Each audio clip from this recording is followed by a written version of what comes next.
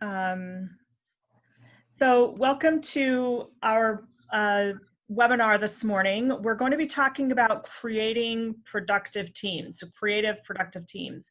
And we're taking this content from our, we have a product called Light Leadership, and we're going to be taking the work from that Light Leadership program that we have. And so we're going to be talking this morning about how to create productive and creative teams. And so the Light Leadership program that we've developed at Roos Advisors is an acronym, and we're going to go through this. So in our Light Leadership program, it's a purpose-driven leadership that provides fertile soil for teams to thrive. So we've talked about this in the past, that there's this idea of how do I motivate people? How do I get them to do what I want them to do? And the truth of the matter is we can't motivate anyone. What we can do is be aligned within ourselves and provide a fertile soil wherein they can decide whether we're the best farm for them to plant into, sow into, grow and thrive. So the first part of this Light Leadership is to lead from compassion. And for CEOs, it really is a moral imperative for us that we come from a place of compassion. And how do we do that? We come from a place of trust. And guess what it begins with? It begins with us. And so if we don't trust ourselves and we're not sure ourselves, it's going to be really difficult for us to encourage and develop trust within our team members. So what we're going to talk about this morning before we get into the practical, tactical applications is just to do a check-in with ourselves. Do I really trust myself with where I'm leading my organization? And what do I need to do in order to improve that trust? We actually have a program that we can take CEOs through or executive team members through. It's called the Transforming Power of Trust. And it's a whole program. It's about a 3-week program that's dedicated just to this trust-based way of being. When we are willing to submit ourselves to this, we're willing to undo, sort it out, relinquish all the control that we thought we needed to have, settle down, and then maybe even unsettle again so that we can then move into a place of achievement. So those of you who have worked through our Disc for Leadership series know that vision, alignment, execution is the pathway forward. This is very much aligned with that, in that we kind of put everything on the table, and I'm talking about ourselves. I take everything that I am, everything I think I am, I put it all on the table. I'm willing to look at it, and usually with a trusted advisor, a coach, a friend, a business partner, someone I trust, relinquish my control that I think I have to have it all figured out, settle down into the process, and be willing to be a little unsettled before we move into a place of achievement. The next thing is that we innovate and inspire. So in the Light Leadership, the second letter is to innovate and inspire. So in this, I always say, let's find our own mustard seed first. And the mustard seed concept is, mustard seed is literally, can be as small as the head of a pin, if we think about it. But the mustard seed grows amazing plants that put off amazing, amazing condiment, spice, things that we use in everyday life that really provide spice. And so we find that mustard seed within us, and then we nurture it ourselves, we grow, and then we innovate. So it's finding what lights up. Now, for some of us, CEOs and leaders of our organizations, this does not mean we need to be, in our happy jumper costume every single day. But we do need to know what really inspires us to do the work that we do and make sure that we're tied into that every day. Also, when we find that mustard seed first, we're a lot more willing to be honest with ourselves about where we really are, what we really want, what I know that I'm good at, and the things that I need to do to improve my position and my situation. then when we're willing to be that rigorously self-honest, we can command that from the other members of our team. And how many of us have had situations where we know something doesn't feel right with a team member? We can't quite put our finger on it. We know it's out of alignment and we're afraid to confront the issue. Usually it's because there's something within us that we're also fearing and we're not willing to confront and face. So this rigorous self-honesty is a requirement so that we can have the same requirement from each of our team members. So if there's something that I'm seeing in one of my team members that's not gelling with me, go inside first, take a personal inventory and say, where am I at on this issue? Now, it doesn't mean that we need to then tolerate low performance or bad behavior. It's a correction point for both of us. And depending on the situation, if we have a team member that, is being dishonest to the point that it's compromising the company, we don't need to pause until we get our house in order to do the right thing. But we do need to get our house in order and do the right thing at the same time, if that makes sense.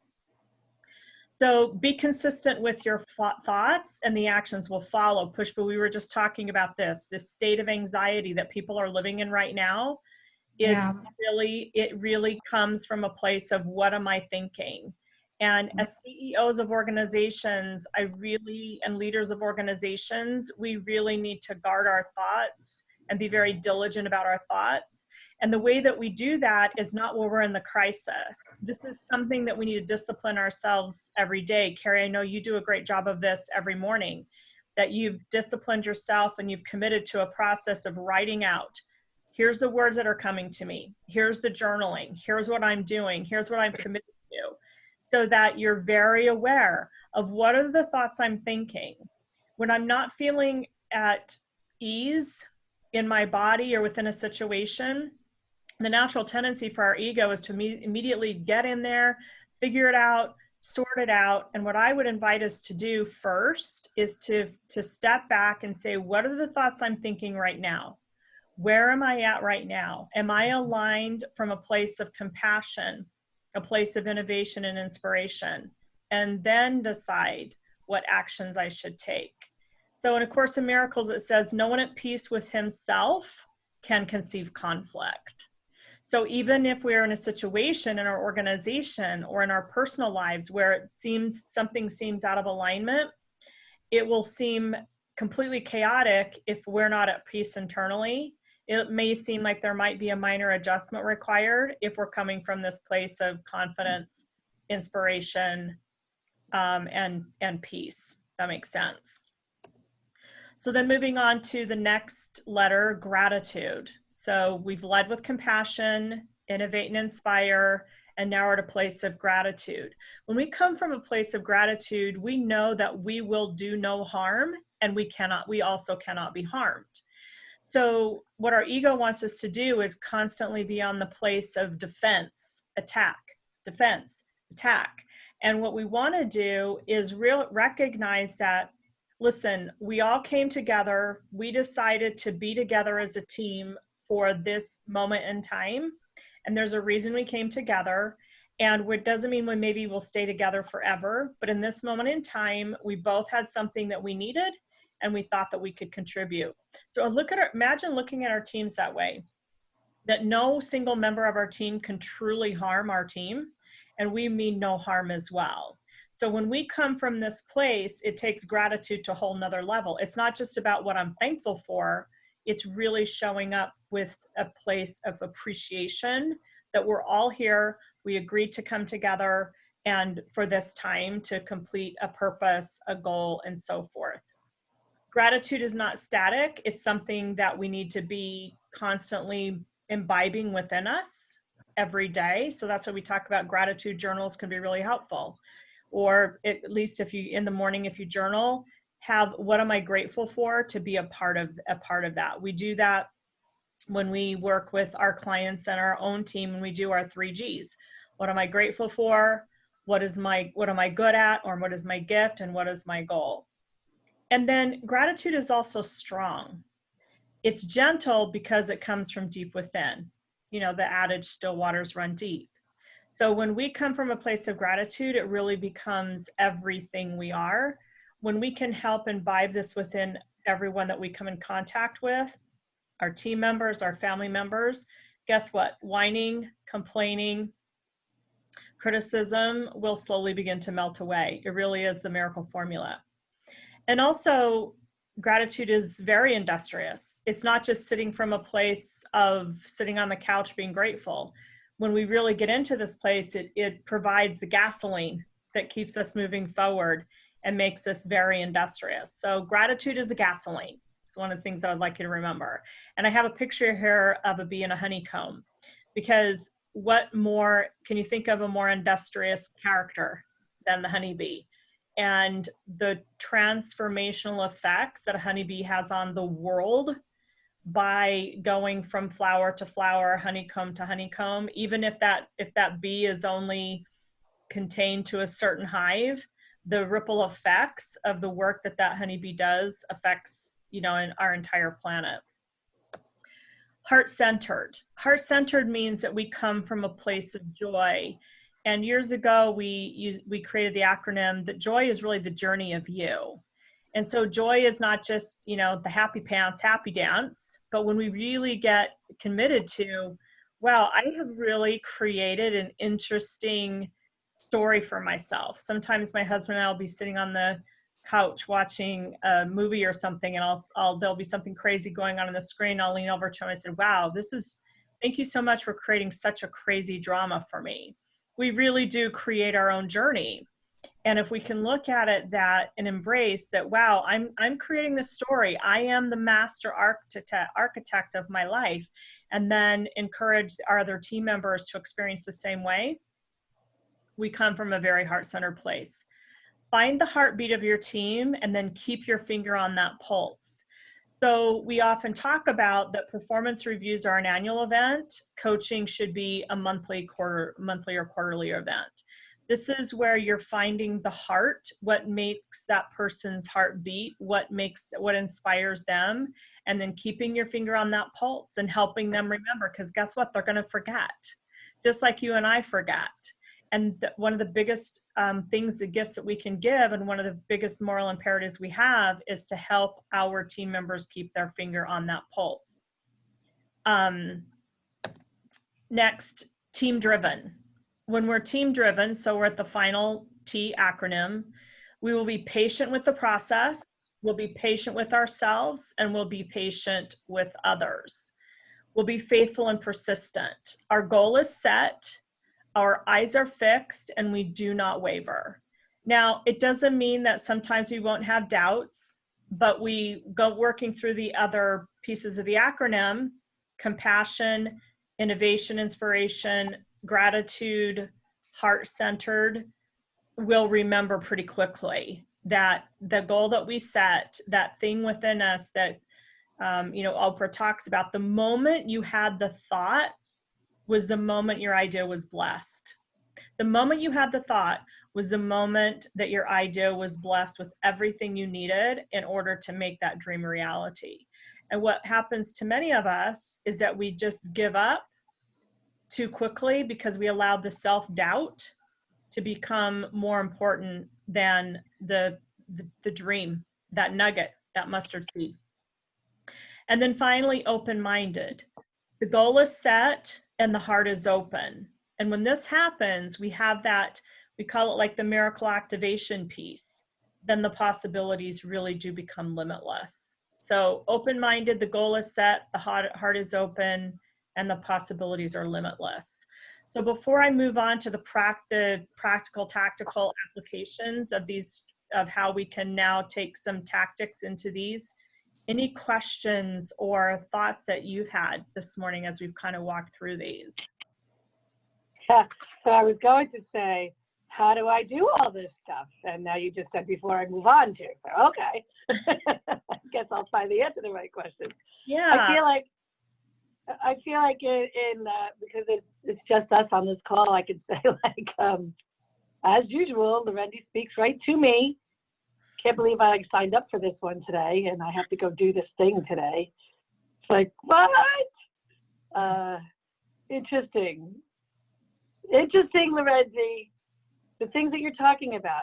For me, and I guess you're going to go into it, but for me, when we're talking about how honest am I with myself, this rigorous self-honesty, I'm not sure I'm ready to answer that without some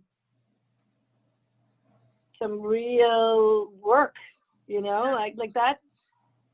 That's hard for me. I like the things that you're saying. I wrote down lots of things. I've been for creating an interesting story for me. I love that, and being the master architect of your life. I love all those things. You always come up with really great one-liners that I can hang on to. But for me, I think, you know, and you've said like, okay, you do this, you do this. I do a lot of things, but I don't. There's not always this cohesive awareness of me doing that. Mm-hmm. So I do things, as Earl would say, like I do things like from this intuitive place, and because it's come to me, it feels right, whatever. But it's not always this awareness of tying these things together. And when you're saying like, be at this place of, you know, gratitude and being consistent with your thoughts. So, you know, like that's one of the things I wrote down right in the beginning, you know, this rigorous self-honesty, but also I have trouble being consistent with my thoughts. I think there's a possibility that my thoughts maybe are consistent with each other, but it's drawing the lines and the threads between them to tie them into this little bundle to say, I'm moving forward with consistency, even though my thoughts might be in lots of different places. So yeah, I mean, underneath it all, I think I do have that motivation. The last thing that you just said about letting self-doubt become more important than the goal or the dream or whatever, you know, that is constant with me, you know, and it's like a wave or a crest, like it comes to a crest and then something good happens and I'm back down in it, believing in myself, and then it gets like self-doubt just keeps coming, knocking on the door. I think I'm lucky enough, that maybe different than some others, that I keep riding that wave, whereas I know lots of other people who comment to me about it, like say, you know, like, you just go for it, you know, and so I know I don't let it deter me too much, but it's certainly there, that self-doubt. And while so basically, and I guess you're going to get into it now, my feeling is that I believe these things are core and essential, and the magic, so to speak, that makes the joy in your life happen. But where I always waver is, I've said this to you probably 1,000 times, right, Larendee? Like, are all these things coming together, moving me in the direction I need to be moving? Because I feel very haphazard about it. That's all. I was watching a documentary on Netflix about David Foster. Highly encourage you to watch it. David Foster, you said? David Foster. So David Foster is sometimes I know we have producers who are just genius. And Quincy Jones is one of those humans, right? I believe David Foster is another Quincy Jones. I tell my husband all the time, I think you're as genius as David Foster. He gets a little, you know, we're all on our journey of magnitude, right? But it's called David Foster Off the Record. And he talks about that what happens for him is that you can imagine he has lots of opportunities for people to come into his vortex of greatness so that potentially he could produce and make them, you know, Grammy award-winning talent. He said, when I'm in the zone, something happens. It's like all cameras narrow in on one thing, and I know that I'm about to embark on a ride that I never imagined before. those are my words. That's not exactly how he said it. So imagine, Carrie, that you have all of these ideas. You have all of these Grammy Award winning ideas coming. But if you really look back and think about it, there were times when one idea was so crisp, it was like all the cameras were on that idea, that big idea. And that one, if you really think about it, I can imagine, because I know you, that you could have 100 of those a day, right? But you don't own 100 companies. You own one company with 7 different divisions, and in each different division, there's 7 SKUs of some such, right? So what our ego wants us to do is to convince us that we're highly distractible and we're highly distracted. And what I encourage us to do is to refocus our lens and say, well, that's an interesting thought, Ms. Ego. However, I have created this center, this company that's very focused, we have a threefold mission, right? And whenever you talk about Da Vinci Center, it's always we're diagnostic, prescriptive, right? Solution-based, diagnostic, prescriptive, solution-based, right? So even though there's a lot of things and elements that come into that core never changes. And so everything that you do, any new idea that comes into your vortex will have to meet that criteria, or that's not Carrie Leo's Da Vinci Center, right? So I think that it's really easy for us, and this is why we need one another to help us see, because we're too close to it, right? To see that we really are. As far as minding our thoughts, I think one of the greatest exercises I learned is to pay attention to my thoughts when the stakes just aren't that high. When I'm driving to the grocery store, don't turn on the radio, don't listen to an audible, just observe your thoughts on the way to the grocery store and notice what goes on when you're on your way to the grocery store, right? How many thoughts come in when I'm on my way to the grocery store that are positive, supportive versus destructive, critical, judgmental, right? And just be aware. And then what happens is over time, we can really replace our thoughts with only thoughts that are creative, supportive, non-judgmental, right? Because it really that would be a major win for me, because I think I am surrounded by judgmental, and when to the point where, you know, like people say, like they go to fall asleep with the TV on because they don't want to be alone with their own thoughts as they fall asleep. That is 100% me. 100%. And I'm a recovering thought avoidance person by giving myself a lot of work to do. I literally was probably 45 years old before I could sit on a sofa without any type of anything to do.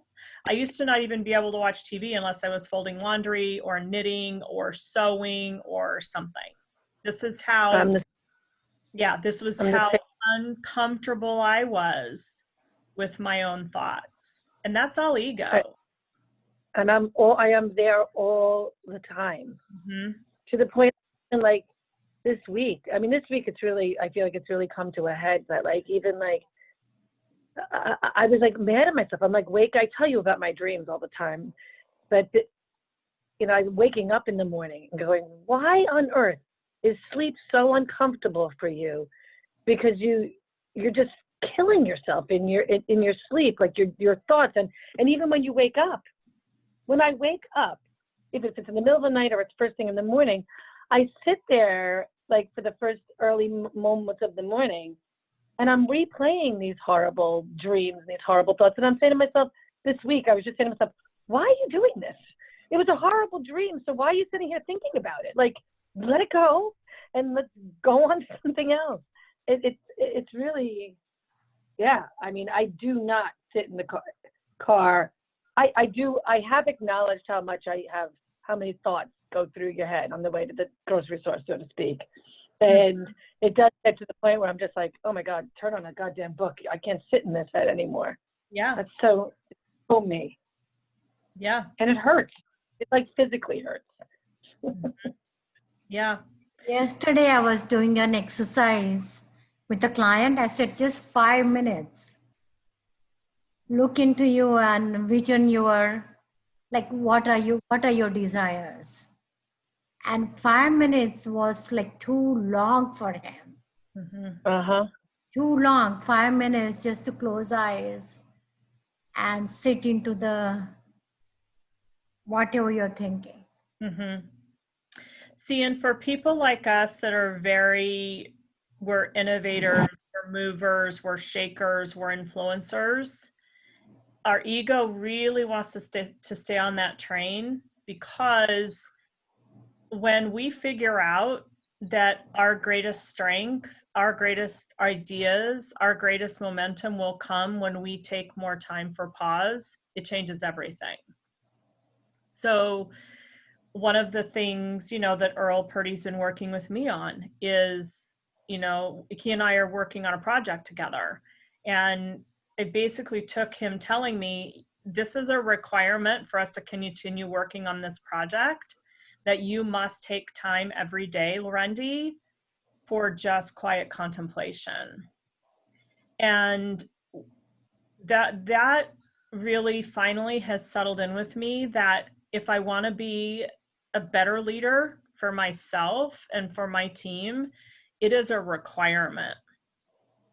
So it's in my calendar now, and it started first with 5 o'clock every day is a daily walk. And that I could do. I love Henry David Thoreau. So, he talked about his essay of walking, another great thing to study, his essay on walking and how powerful it is.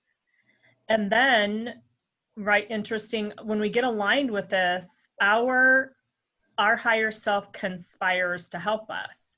So yesterday morning, I woke up about 3 o'clock in the morning, and usually I can just go right back to sleep, but for whatever reason, I couldn't. So I finally got out of bed and I looked at my clock and it said 3:33.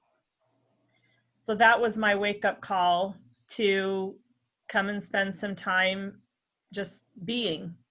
And it took such a little amount of time to then knock out a major assignment that I needed to get done that had been kind of languishing on my shoulder for several weeks. I had it knocked out within about an hour, because I took 15 minutes before I jumped into the soup. So let's just make that a practice, right? That let's just, when the consequences aren't so high, give ourselves some pause and pay attention. And we don't judge our thoughts when they're critical, judgmental. We just are aware of them and then let them pass through, just like clouds pass across the sky. Because eventually what will happen is our higher self will step in, and the higher thoughts of creation, gratitude will come in, 100% guaranteed. All right, so let's go ahead and go then to the next. So 9 steps to better predict productivity, practical and tactical applications. We're only going to get through about 6 of them today. There's a whole coursework on this. So the right tools, right? So tools which measure time and productivity, super, super important. Tools that measure communication and collaboration, very, very important. And in today's day and age, there's no excuse for us to not have these as part of our organization and part of our own day. So Carrie and I were talking yesterday, ClickUp is my new favorite. It's one that kind of has finally caught up with all of the demands that all of us, busy CEOs have been asking for. It measures time. It looks at productivity. It gives calendars. There's tasks to do. So you put it all into that pot, and then you give it place or on the table. Like we talked about before, the power of trust starts with putting it all on the table, looking at it, unsettling it, and then organizing it. Communication. Make sure that there's a good communication tool. So, and there's transparency, right, in any tool that you use. And then there's a strong collaboration piece, so that everyone who needs to be aware of what the project, the dream, the vision has access to the parts that they need, right? So the right tools that measure time, productivity, communication, and collaboration. Employee recruitment and retention, culture first. More important than the job description, more important than the skills, because we've got that down in spades. We know what someone needs to do in order to be able to perform their function well within our organization. What we so often miss is really making sure that we understand what our culture is, that it's written in the job description, that it's written in all of our policies and procedures manuals, that we talk about it at executive meetings. What is our culture? So that from the moment of the ad being placed on Indeed or in LinkedIn or on social media, we're talking about the culture, what our expectations are. Then to continuing to educate and then retain through coaching. Carrie, this is something that you are doing very well in your organization, that you are investing in the education of your team members and coaching them. And you've been at this for a while, and it really does take persistence, time, and consistency, doesn't it? To really, but too often, if it doesn't work in the first 2 months, we throw up our hands and give up, right? Yeah. What I would like to share with Carrie is, as a leadership trainer, as well as when I was an employee, I always thought, if me, my team, and my leaders, they had coaching. Before I became a John Maxwell leadership coach, like the new ways of leading, like leading with heart, leading with compassion, leading with, respect, than just leading with authority and position. This is a new way, and that involves leading with compassion is the leader as well as a team. And Carrie, it is like, I'm so proud knowing you that you're doing this with the help of Larendee, and just keep on doing it. Keep on doing it, as the self-doubt is going to creep in, but don't ride your self-doubt and keep on doing it. It's true, Carrie. It's rare to find a leader such as yourself who is committed and month after month continues to sew in. Many leaders give up literally after, if it isn't working by month 2 or 3, they just throw up their hands and look for the next magic pill.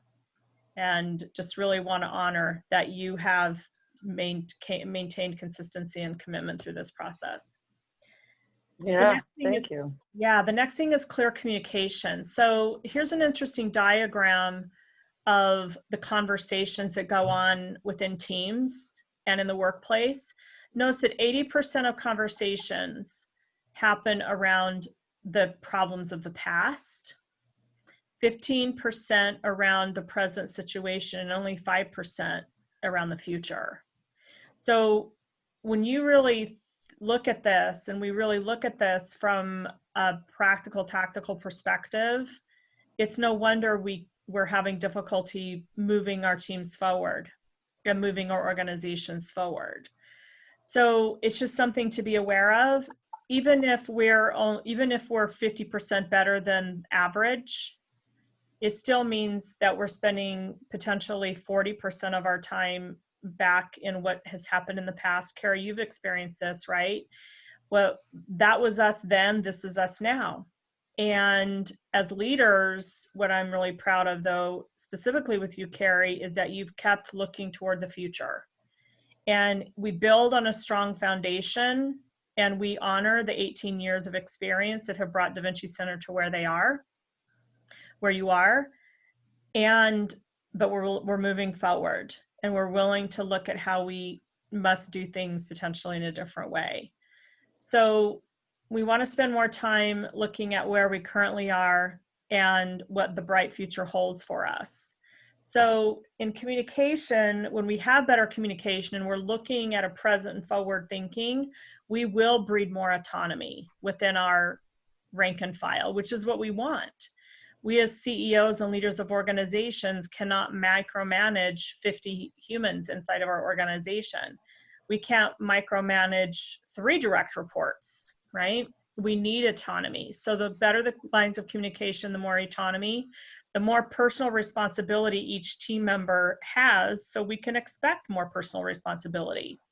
And it's the single greatest benefit, and it's the most underutilized. Making sure that we're very clear about what the goal is, what the time frame is, and what's the outcome that will show that we were effective and successful. And what we very often do as leaders is we kind of skip over, well, that's a task, and we don't set a deadline, and we don't set a what does success look like for even that small task. And it's one of the most, imagine having what success looks like, a goal and a deadline for 5 small tasks, how much better that would be for each member of your team, each division within your organization. So practice on the small things, and start asking yourself, what's my deadline? What does success look like for me? And start holding yourself and your team members accountable. Self-care starts with you. I recommend at least 1 hour per month on training and implementation as a team. And the self-care I'm talking about, you notice perks are a separate. So perks are when you take, a team member out for coffee, or you do office, in-office massages, or, cocktail Fridays or whatever. Those are considered perks. Good self-care is 1 hour per month training on something that helps them through personal and professional development. Carrie, you actually do this every week with your team. Every Friday, 10 to 11, Larendee meets with Carrie's team, and we focus on what are you doing to professionally and personally develop as a team member. And then measure that productivity, right? What gets measured gets done. And if you want more productive teams, you got to measure. And our team members want us to measure, because they also want to know that I hit the mark. And when team members aren't performing, usually it's because we haven't given them specific and clear enough guidelines on what success will look like, and that we're going to be measuring it every day, every week. Again, this is where tools like ClickUp can be so helpful to us, because it's a self-monitoring system, as well as it's more of a self-monitor than a top-down. So monitor, streamline, use your intuition, and then realign. So Carrie, intuition is still very important in this aspect, because what the productivity app won't do for us is that creative thinking that's required to show, how am I going to get the task done? And then have a succession plan for each of your team members and for yourself, right? So we only got through about 6 of them today, but I think this is actually number 9, and it's the most important. Succession planning often results in the selection of a weaker representation of yourself. So every single person in your organization needs to have a strong succession plan. The moment someone is hired, the moment someone is promoted, is the moment you need to be thinking about who's the person that's going to take their place when they're successful 5 years from now. Who's the person that's going to take my place? And it's something we don't often like to think about. Why? Because we're so busy, a few reasons. We're so busy in the weeds of it. Number 2, our ego wants to step in and make us believe, well, if I'm replaceable, then who am I? But here's the thing. It doesn't matter who we are in the organization, what role we hold, or what hat we wear. There will come a time when we're going to be asked to elevate to another level and another level. So there will always be a place for us in this big, massive world. So let's not play small by having a small-minded mindset about not recognizing who's going to do what I'm doing a year from now. If something, and it's not just about catastrophe planning, it's about, in order for me to take my organization to the next level, when I look at every team member in my organization, who's coming up behind them to fulfill the role that they're going to fulfill. This one is, I think, one of the most important, and it can drive all the other applications, and it's the one that we very seldom look at. Even Pushpa as a sole practitioner in your therapeutic practice, you know, what's your succession plan for your practice? And we don't think about it. And yet we're doing ourselves a disservice. We're doing a disservice to our team members, and we're doing a disservice to the people that we stand in service of. Make sense? Yeah. So I just want to, well, first of all, any questions or additional thoughts before we write it? Not right now. Okay. What was helpful for you today? Let's just do a quick takeaway. One or two things that were helpful for you. Well, I think I took away a few things that I would like to, well, besides the personal stuff I talked about earlier, about just, you know, just affords me a structure and a framework for me to organize my thinking around these types of topics for myself, you know, the personal pieces. I'm not being left alone with my thoughts, right? As I think of, knowing it's important to think about and talk about these things, but being able to do it constructively when I'm left alone is not as good as being able to do it in this kind of forum. So I do appreciate that, because I feel it was more productive for me than if I was just left up. If you just said to me, Carrie, this is what I want you to think about for yourself, and let me alone to do it. Mm-hmm. So maybe I could do that now, but you know, it was important for me to do that. And the other thing I think I took from this, and I wrote a lot of things down about things that I can use to support my team. So, for example, I've been kind of going at these with my return and reports.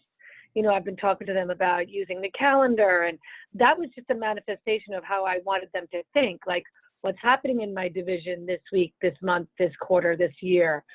But I think, you know, in using some of this language, I think what I really wanted to be saying to them are, what are the goals that you have for your division this month? What are the goals for this quarter? What are your goals this year?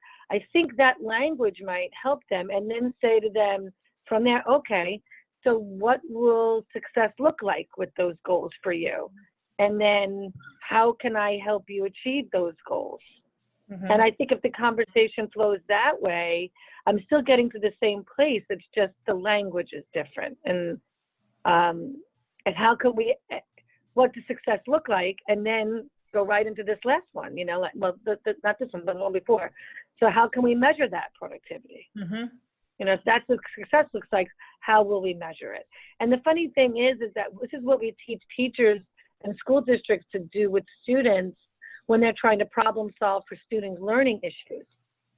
Like identify the issue, you know, kind of talk about it, find out how we can measure it. And before we set off to try to achieve it, we already are asking our teachers to say, what will progress look like for this student? And we set a date for them to come back and talk about it. So we already know that on this date, 6 to 8 weeks from now, we're going to be back in this room talking about, did we achieve the success that we said we wanted? Mm-hmm. And so the answers and the questions become much easier to talk about. It's either yes or no. Right. You know, and then we go on from there.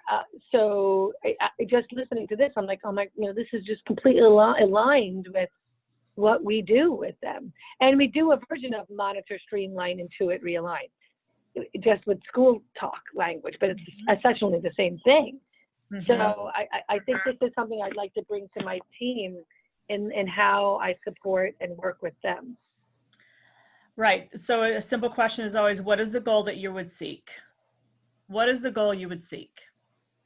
Is a great way to start any project, any task, any management initiative, right? Great. And then what does success look like, right? And then you set the agenda items. Pushpa, what were some takeaways for you today?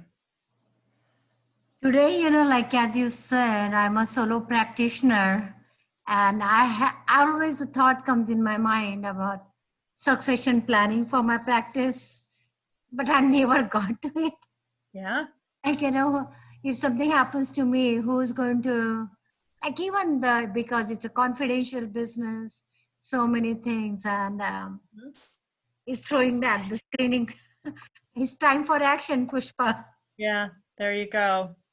So in closing, I just want to share a paragraph with you, and this is from A Course in Miracles. And this is very much about, you know, being a teacher of God, right? A teacher of light, a teacher of the universe. From this day forth, your calling takes on a genuine devotion and a glow that travels from your fingertips to those you touch and blesses those you look upon. A vision reaches everyone you meet and everyone you think of or who thinks of you. For your experience today will so transform your mind that it becomes the touchstone for your holy thoughts. Wow. That's the blessing I would leave with you. And the gift that is within you, that is the truth of who you are. So go forth. Amazing. Thank you, Larendee. Nice. We're gonna post this Have on a our good YouTube. day. This will be posted on our YouTube channel, the Roos Advisors YouTube channel, so you can share it with your team members, watch it later as you wish. Okay. Have an amazing day, ladies. Sure. Thank you so much for thank you for sharing Bye. this morning. Thank you, Larendee. Katie. Bye. Bye-bye.